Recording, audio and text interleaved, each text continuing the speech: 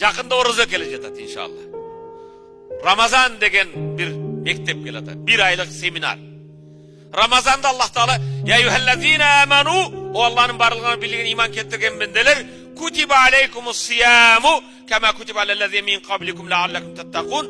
Силерге ораза қармау фарз болды, силерден мұрдағыларға фарз болған сияқты. Эмне үшін?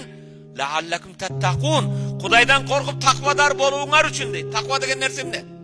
Көңіл бұғылар. Тақваны Хазіреті Али қысқа 4 сөзбен айтты. Хазіреті Али ат-тақва хия хауф минал жалил, тақва Құдайдан қорқу депті. Оразаның фарз болушы не екен? Адамдарды тақвалыққа үйрету екен. Оразада машалла ежелеріңіз мантыны қылғансыз, самсаны пішірғансыз, құрытты езгенсіз, бардық. Аллах адал қылған жақшынақай тамақтан өзіңізді тыйып атасыз. Эмне үшін анда ғибаттан өзіңізді тыйған жоқсыз? Эмне үшін өзіңізді ушақтан тыйған жоқсыз? Эмне үшін уақыт өткізейін деп отырып алып, сериалды көріп, Сұлтан Сулайманды қарап отырасыз?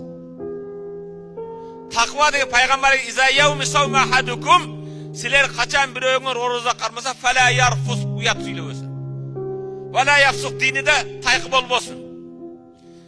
Ва ин қатала ахад, егер біреу сізмен айтышып кетсе, ораза тұтқан адамға, машинеңіз алдыңызда шыға қалды, же базарда біреу түртіп кетті, біреу бұтыңызды басып, не деш керек? Инни саим, мен оразамын, тентеге теңел терек бойы секірбеймін, оразамды жоқ қылбаймын деп.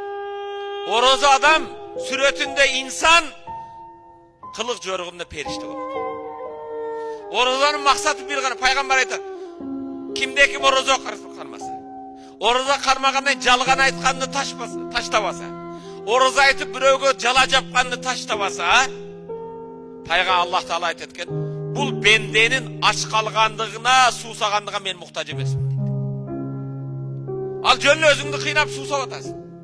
Бірақ құрметті мұсылман бір туғаным, оразаның негізгі мақсаты инсанды адеп ахлаққа үйрету, тақваға үйрету. Намазында негізгі мақсаты не?